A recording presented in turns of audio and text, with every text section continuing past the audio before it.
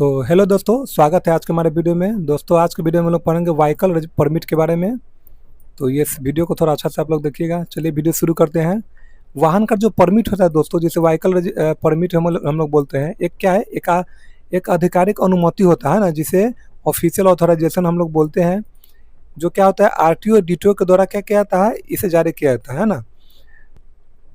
इसके जरिए किसी वाहन को एक निश्चित क्षेत्र या मार्ग पर चलाने की क्या करता है, अनुमति मिलता है। जैसे आप लोगों को इसको सिंपल भाषा में समझिए तो वाहन परमिट का मतलब ये होता है कि जैसे मान लीजिए कि बहुत से गाड़ियों को आप देखिएगा कि जैसे नॉर्मल एग्जाम्पल कि आपके लोकल जगह से लेके आपके डिस्ट्रिक्ट तक की जाती है ना।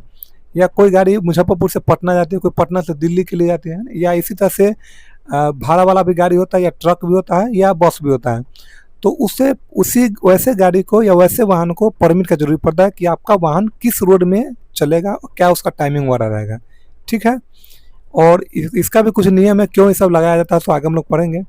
इसका समझिए, अगर कोई वाहन क्या है ना केवल निजी काम के लिए क्या करता है, उसे अगर कोई वाहन निजी काम के लिए क्या करता है कि यूज में जाता है, जिसे हम लोग प्राइवेट वर्क हम लोग बोलते हैं, है ना, तो उसे परमिट का जरूरत नहीं होता है।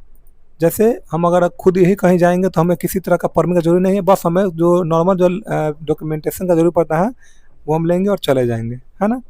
इसके बाद हम लोग समझे दोस्तों, लेकिन जो भी व्यावसायिक वाहन होता है, जैसे जिसे हम कमर्शियल वाहन हम लोग बोलते हैं, तो उसके लिए क्या है, परमिट अनिवार्य है। हर हाल में बिना परमिट के वो गाड़ी नहीं चलाना है। इसके टाइप्स के बारे में समझिए दोस्तों। तो फर्स्ट में होता है गुड्स परमिट होता है, जिसे हम लोग जैसे में सामान वगैरह आप लोग देखते होइएगा, माल वगैरह जो भी आता है गुड्स। इसके बाद होता है दोस्तों एक पैसेंजर परमिट होता है, जैसे हम लोग वाहन यात्री वाहन जिसे हम लोग बोलते हैं, जैसे बस हो गया, टैक्सी हो गया, ऑटो हो गया, ये सब वगैरह क्या है, पैसेंजर परमिट हो गया दोस्तों। मतलब ऊपर वाला जो फर्स्ट है वो सामान के लिए हो गया, नीचे वाला जो क्या है वो पैसेंजर के लिए हो गया। इसके बाद एक होता है दोस्तों नेशनल परमिट होता है। नेशनल परमिट का होता है पूरे भारत में वाहन चलाने की क्या होता है, अनुमति होता है ना। ये सब ट्रक वाले सब के लिए एक बार परमिट बनता है, और इसका भी टाइमिंग बड़ा होता है ना, तो उसे नेशनल परमिट बोलते हैं। ये किसी स्टेट के लिए नहीं है, जहाँ चाहे मन करे वहाँ ये क्या कर सकते, अपना गाड़ी लेकर जा सकते हैं किसी भी रूट में। इसके बाद दोस्तों होता है एक होता है स्टेट परमिट। स्टेट परमिट क्या होता है, केवल आपको अपने स्टेट में क्या है चलाना होता है। जैसे आप लोग रेगुलर बस को वगैरह को देखते होइएगा कि बहुत बस है जो बाहर नहीं जाएगा। अगर बाहर का कोई गाड़ी विदाउट परमिट जाता है तो उसे परमिट क्या बनवाना पड़ता है। इसके बाद एक होता है कॉन्ट्रैक्ट कैरेज परमिट होता है दोस्तों। कैरेज परमिट होता है जैसे टैक्सी ऑटो या क्या ना किराए पर लेकर क्या करना उसका, जैसे हम लोग क्या करते हैं, जैसे कोई भी टैक्सी या कोई भी वाहन हो गया, उसे क्या करते हैं किराए पर लेकर क्या करते हैं, इधर से उधर क्या करते हैं, घूमते हैं, कहीं जाने के लिए यूज करते हैं ना। जहाँ यात्री क्या है पहले से ही तय होता है कि हमें इसे ऐसे ही जगह पे हमें क्या करना जाना है, इस टाइप का हमें वाहन लेकर जाना होता है। इसके बाद होता है 6 नंबर पे स्टेज है ना, स्टेज कैरेज परमिट होता है दोस्तों। इसका मतलब होता है बसों के लिए जो निश्चित मार्ग पर क्या क्या किए गए, जो निश्चित मार्ग पर तय किराए के साथ रुक रुक कर क्या कर यात्रा को चढ़ाने उतारने का क्या करता है, काम करता है।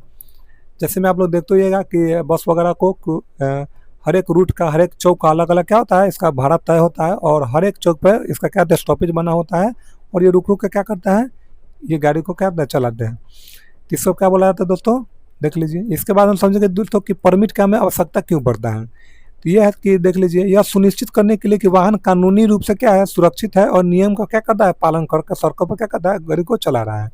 इसके बाद बिना परमिट वाहन चलाने पर क्या है दोस्तों, बहुत सारे कानूनी कार्रवाई और जुर्माना है। तो किस तरीके से सो समझ लीजिए, जैसे बिना परमिट का अगर हम वाहन चलाते हैं तो इसमें क्या है, सेक्शन 66 में 192 का ये है धारा जो लगता है इस पर है। तो पहले बार पकड़े जाने पर दोस्तों 10,000 का जुर्माना है, प्लस 6 महीने तक का जेल है, या आपको दोनों एक साथ हो सकता है। इसके बाद अगर बार बार आप पकड़ाते हैं बिना परमिट के तो उसको क्या कर जुर्माना और सख्त कार्रवाई या परोगा वाहन जब्त भी किया जा सकता है ना। इसके बाद देखिएगा बहुत जगह क्या कहेगा कि किसी वाहन से कोई गड़बड़ी हुआ रहेगा, जैसे मान लीजिए कोई ठोकर ही लग गया या वाहन उलट ही गया पलट ही गया या कोई एक्सीडेंट हो गया, तो सबसे पहले वैसे वाहन का परमिट चेक किया था कि गाड़ी कहाँ से आके कहाँ जा रही है। तो परमिट लेना बहुत ही आवश्यक होता है। विदाउट परमिट आप किसी भी रूट में नहीं जा सकते हैं कमर्शियल वाहन के लिए। परमिट के शर्तों का उल्लंघन करना दोस्तों, जो भी परमिट का शर्त है उसे उल्लंघन करने पर क्या कि जैसे कि वाहन को रूट से बाहर ले जाना, या उसके लिए क्या करना है, सेम रूट के लिए सबको परमिट मिलता है। देखिएगा सिंपल बात समझिएगा, टेम्पल वाला भी होता है टाउन में, उसका भी परमिट फिक्स होता है कि तुमको इस चौक से यहीं तक जाना है।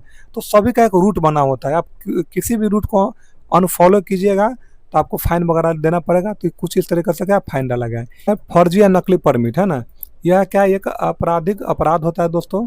इसका सजा 10,000 से प्लस जुर्माना जेल है, गाड़ी भी जब्त हो जाएगा। ये हर तरीके से क्या है इलीगल है है ना। फर्जी या नकली परमिट क्या होता है कि जैसे आप किसी भी रूट में जाने के लिए परमिट में तो पैसा भरा रहता है, तो फर्जी परमिट बना लिया कि या विदाउट, अगर आपका गाड़ी अच्छा नहीं है इस तरीके से झूठ साथ बोल के क्या करते हैं, परमिट बना लेते हैं, जिसमें या किसी दलाल को लेकर आप गलत सलत का पेपर बना के क्या करते हैं, चले जाते हैं। जब पकड़ाइएगा तो इस तरीके का क्या है, आपको सज़ा लगेगा।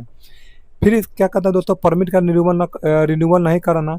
जैसे हर एक परमिट का एक डेट होता है दोस्तों, अगर परमिट की अवधि खत्म हो गया है, वाहन फिर भी चल रहा है, तो जो उसका जुर्माना परमिट का क्या निर्माण करा, यानी कि हर कुछ का एक समय होता है। जैसे किसी का साल भर है, कोई 5 साल के लिए, जैसे जैसे परमिट बनता है तो उसे हर साल क्या करता है, रिन्यूअल कराना पड़ता है कि आपका परमिट जैसे खत्म होता है लास्ट डेट, इंश्योरेंस की तरह, तो ऐसे आपको क्या करना है, फिर से आप उसका चालान भर कर नया से न्यू से परमिट आपको बना लेना है। ठीक है। इसके बाद समझिए, जैसे में अगर कोई ट्रक बिना नेशनल परमिट के दूसरे राज्य में पकड़ा जाता है तो उसके बाद क्या लगेगा, भारी जुर्माना लगेगा। अगर कोई टैक्सी बिना परमिट के है ना, अगर कोई टैक्सी बिना परमिट के क्या है, कॉन्ट्रैक्ट कवरेज में क्या कॉन्ट्रैक्ट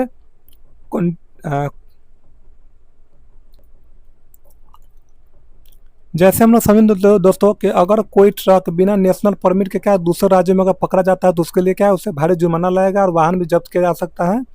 इसके बाद होता है दोस्तों कि अगर टैक्सी का परमिट है ना, जैसे कॉन्ट्रैक्ट कैरिज है लेकिन वह स्टेज कैरिज में चला रहा है, जैसे बस की तरह सवारियाँ चढ़ा चढ़ा कर चला रहा है, तो उसके लिए भी क्या है, उसका जुर्माना है और परमिट भी जब्त होता है। जैसे समझिए, जैसे मान लीजिए किसी को रोकड़े का भाड़ा नहीं लेना है, जैसे स्टेज क्या कहता है, स्टेज कैरिज होता है। इसका स्टेज कैरिज का मतलब होता है कि आपका गाड़ी यहाँ से रुकेगा तो फलाना जगह पे जाएगा, और कॉन्ट्रैक्ट कैरिज का मतलब क्या होता है दोस्तों कि गाड़ी को रोक रोक के क्या करना, चढ़ाना। जैसे हर एक जगह पे क्या करना, रोक रोक कर चढ़ाना, तो उसके लिए भी क्या अलग से प्रावधान होता है। फिर भी समझिए, कॉमर्शियल व्हीकल चलाने के लिए परमिट क्या है, आवश्यक होता है, हर हाल में होता है, और पर्सनल गाड़ी के लिए कोई परमिट वगैरह नहीं होता। तो पर्सनल गाड़ी में जैसे एक चीज़ और समझ लीजिए, हम लोग जो गाड़ी में मान लीजिए कि नॉर्मल स्कॉर्पियो में देखते हुए गांव घर में जो भाड़ा करके इधर से उधर ले जाता है, तो अगर वैसे वाहन अगर पकड़ा जाता है तो उसको ये बोलना आता है कि हम फैमिली के आदमी, घर के आदमी। उस अगर वहाँ पे अगर ट्रैफिक पुलिस पकड़ लिया कि गाड़ी भाड़ा में है, तो वैसे भी आपसे फाइन ले सकता है, लेकिन उनको भी पता है, फिर भी छोड़ देता है कि चलिए पर्सनल गाड़ी है, कभी कभार के लिए शादी ब्याह में यूज होता है, इसीलिए आपको नहीं लेना। लेकिन वैसे वाहन को आप अगर कहीं दूर दराज ले जाइएगा, या उसको लगे कि नहीं ये गाड़ी भाड़ा का है, तो आपको फाइन वगैरह वो ले सकता है। लेकिन छोड़ दिया जाता है कि क्योंकि अब पर्सनल गाड़ी में पर्सनल आदमी रियल में होता है, आपके गांव घर का दोस्त यारी होता है ना, कोई बाहरी तो नहीं होता है। ऐसा नहीं कि आप पटना जा रहे हैं और किसी दिल्ली वाले को उसमें बैठा लिए, तो इसीलिए छोड़ दिया जाता है। बाकी आप उसका भी फाइन वगैरह है, अगर पर्सनल गाड़ी में भी आप भाड़ा कमा रहे हैं, चाहे आपका भाई भतीजा या गाँव के कोई भी हो, तो अभी आपका फाइन लगेगा।